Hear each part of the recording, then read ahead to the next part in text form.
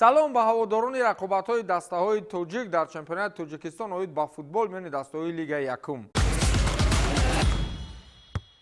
даври 24-уми чемпионати Тоҷикистон оид ба футбол миёни дастаҳои Лигаи Якум ин навбат хеле ҷиддӣ сипарӣ шуд. гап сари ин аст ки рақобатҳои Лигаи Якум рӯзҳои охир сурати дигар касб мекунад ва дастаҳо барои мавқеи худро мустаҳкам кардан дар ҷадвали мусобиқаи мазкур тамоми нерӯи худро сарф менамоянд. дастаи Парвозро барои бармаҳал чемпион шудан дар мавсими имсола барои мухлисонаш табрику муборакбод мегӯем. тими Парвоз баъди солҳои зиёди таваққуф дигарбора ба Лигаи Олӣ баргашт ва умедворем ки дар мавсими оянда дар қатори тимҳои пурқуввати Лигаи Олӣ қарор мегирад. дастаи Парвоз дар мавсими имсола воқеан ҳам тиме буд ки онҳоро манъ карда намешуд. дар масири 24 бозӣ дастаи фурудгоҳи байналмилалии Хуҷанд ҳамагӣ 3 маротиба шикаст хӯрд, 1 маротиба мусовӣ кард ва 20 бозии худро бо ғалаба паси сар намуд ки ин шумораи рекордӣ барои тими чемпионшав ба ҳисоб меравад. баъди Парвоз дар ин мавсим дастае ки ҳамагӣ чанд сол пеш ташкил шуду акнун худро аз тимҳои дигари ҷадвал пурқувват нишон медиҳад, ин сардори шаҳри Турсунзода аст ки барои анҷом додани бозии гузаришӣ дар охири сол талош дорад. барои дастаи мазкур дар бозиҳои оянда фақат як ғалабаи дигар лозим аст ки ин имкониятро ба даст биёрад. моҳир ва сарои камар низ дар масири мавсими имсола имкониятҳои хуб барои мавқеъҳои якуму дуюм доштанд, аммо баъзе бозиҳои на он қадар натиҷаовар тимҳои мазкурро аз ин имтиёзҳо маҳрум кард. хулас дар мавриди чемпионии бармаҳали Парвози фурудгоҳи байналмилалии Хуҷанд ва чанде аз бозиҳои дигари Лигаи Якум фарохтар ҳарф мезанем. моро пайгир бошед.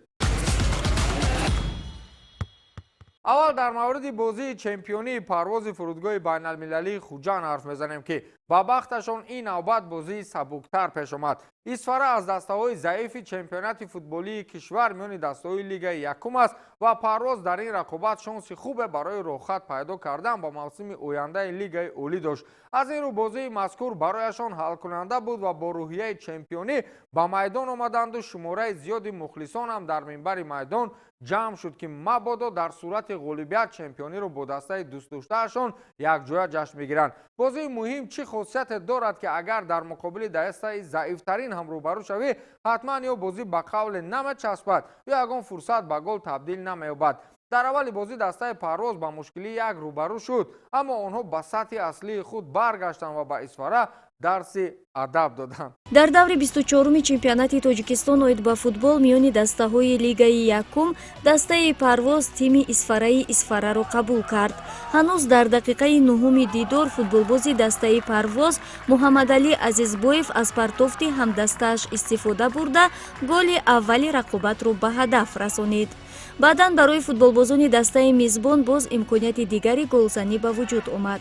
онҳо дар назди дарвозаи ҳариф имконияти наздик шудан ба дарвозаро меҷустанд ва дар ниҳоят аз канори чапи майдон Муҳаммадалӣ Азизбоев тӯбро қабул карду кӯшиши гол задан намуд ки зарбаи хато иҷро кардаи ӯ вориди тури дарвоза нагардид.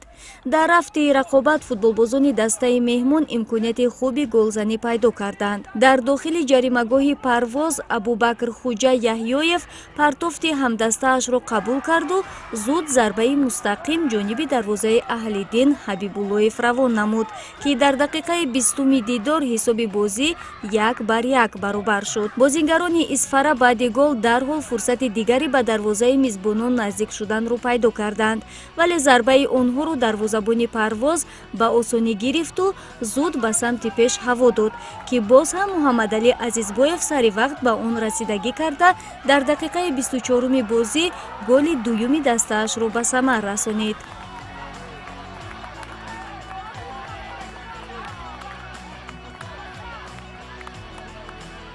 дар дақиқаи 38-уми дидор барои мизбонон имконияти дигар ба миён омад. Шаҳбон Наимов аз канори рости майдон тӯбро ба ҷаримагоҳи дастаи Исфара равон кард ки Муҳаммадалӣ Азизбоев бо сар ҷониби дарвоза зарба зад, аммо дарвозабон ин вазъиятро бартараф сохт. Муҳсин Рустамзода дарҳол тӯбро гирифту вориди дарвоза кард ки ин голи сеюми тими Парвоз дар қисми аввали дидор буд. қисмати дуюми рақобат бо идоракунии пурраи бозингарони Парвоз сипарӣ шуд.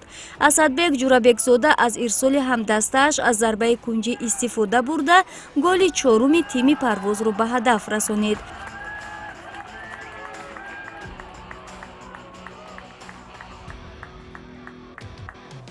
аз маркази майдон як зарбаи дигар дар охирҳои бозӣ аз ҷониби Парвиз Иззатшоев равон гардид, ки ба тири дарвозаи Исфара бархӯрду аз майдон берун шуд.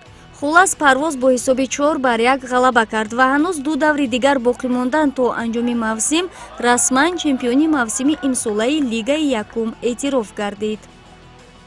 дар мавриди тими Сардор ва бозии навбатии онҳо дар муқобили Норак ҳарф мезанем. Сардор дар бозии навбатии худ дар майдони Талко Арена ба мушкилии ҷиддӣ рӯбарӯ нашуд. Бозингарони тими мазкур бо ангезаи баланд ба майдон омаданд ва бо голҳои зебои худ дастаи Норакро меҳмондорӣ карданду бо мақоли нури дида тоҷи сар меҳмононро ба хонаашон гусел сохтанд. аз ҳама чизи муҳим дар рақобати мазкур ин даъват шудани Неъматулло нов навраси футболдӯстдор буд, ки чанд вақти охир дар шабакаҳои иҷтимоӣ наворҳояш чарх мезанад. Неъматуллои Маъюб аз зумраи он наврасоне аст, ки бо асобпоя ба рақобатҳои футболи кӯчагӣ баромада мухлисонро мафтуну шайдои худ кардааст ва аз ҷониби дастаҳои футболиву ниҳодҳои дигар ба чорабиниву бозиҳо даъват карда мешуд.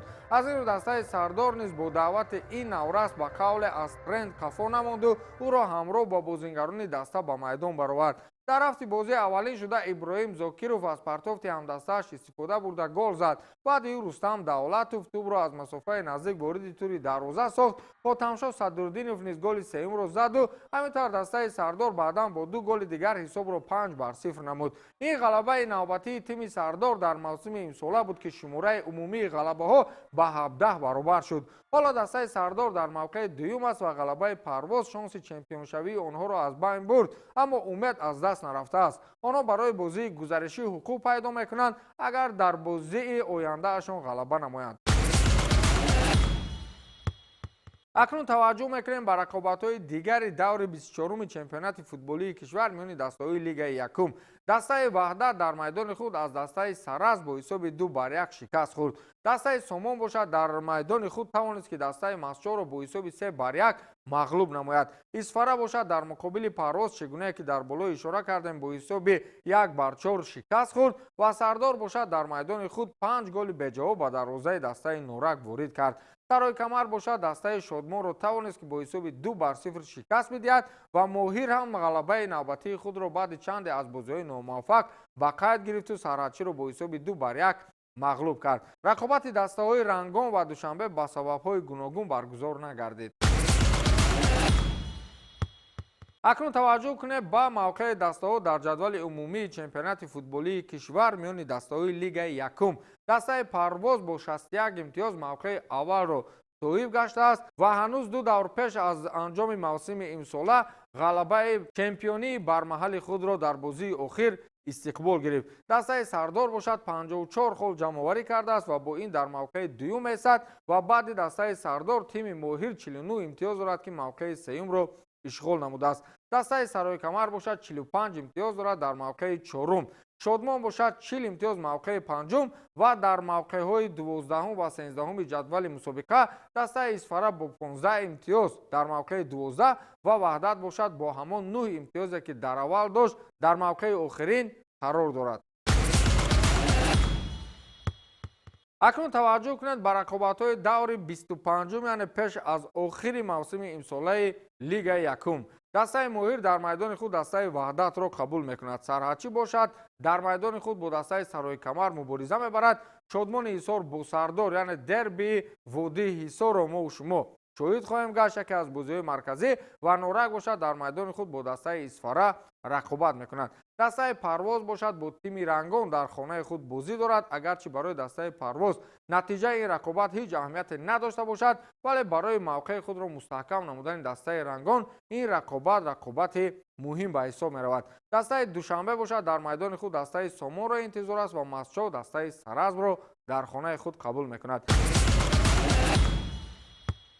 ин барномаи навбатии фат буд, ки онро ман Фирдавси Хурсанд бароятон шарҳу тавзеҳ додам. то нашри дигари барнома пирӯзу поянда бошед.